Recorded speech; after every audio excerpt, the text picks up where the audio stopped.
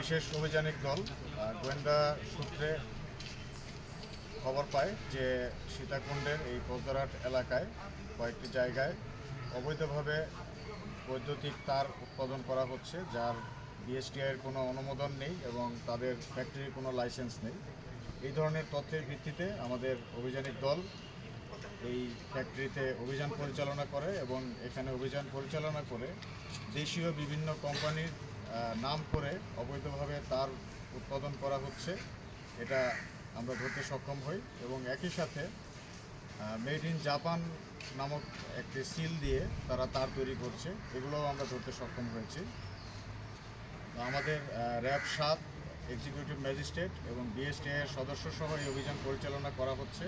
BSTI এগুলোর গুণগত মান এবং লাইসেন্স এগুলো পরীক্ষা করছেন এবং নির্বাহী ম্যাজিস্ট্রেট মহোদয় তিনি এই অপরাধের যতটুকু পরিমাণ আছে সেটার ভিত্তিতে তিনি তাদেরকে শাস্তি প্রদান করছেন। এই অভিযানগুলো চলছে এবং ভবিষ্যতে চলমান থাকবে। এখানে ভেতরে বেশ কয়েকজন লেবারকে আমরা পেয়েছি, আর যতটুকু তাদের কাছ থেকে জানতে পারলাম যে এই ফ্যাক্টরির মালিক এই মুহূর্তে ঢাকাতে আছে। তো প্রচুর পরিমাণে তার আছে, এটার উৎপাদন এবং এগুলো যে ভুয়া সিল তৈরি করা হচ্ছে এই উৎপাদন সব কিছুই এখানে উদ্ধার করা হচ্ছে। হ্যাঁ, এটা নির্বাহী ম্যাজিস্ট্রেটের নির্দেশনা অনুযায়ী এই অভিযানের পরে এটা সিলগালা করে রাখা হবে। এক হচ্ছে লাইসেন্স লাগবে, 2 নম্বর হচ্ছে আপনার এই প্রোডাকশন তৈরির পরে বিএসটিআইয়ের কাছে থেকে স্যাম্পল দেখে অ্যাপ্রুভাল নিতে হবে যে আমি কোয়ালিটি জিনিস তৈরি করতে 2 নম্বরই করছি, সেই সার্টিফিকেট দিয়ে বিএসটিআইয়ের অনুমোদন লাগবে না? অবশ্যই লাগবে।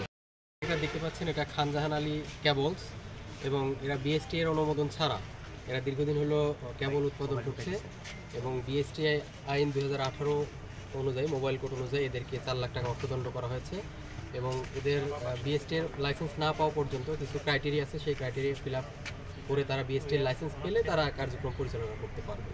অন্য যে আরেকটা ফ্যাক্টরির কথা বলেছে সে সম্পর্কে একটু বলবেন।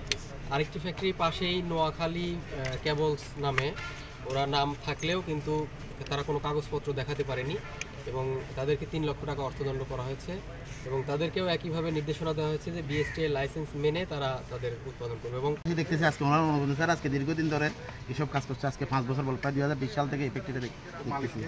এটার মালিক মনে হয় আব্দুর রাজাক নামের একটা। আমাদের কাগজপত্র সবই ঠিক আছে এখন।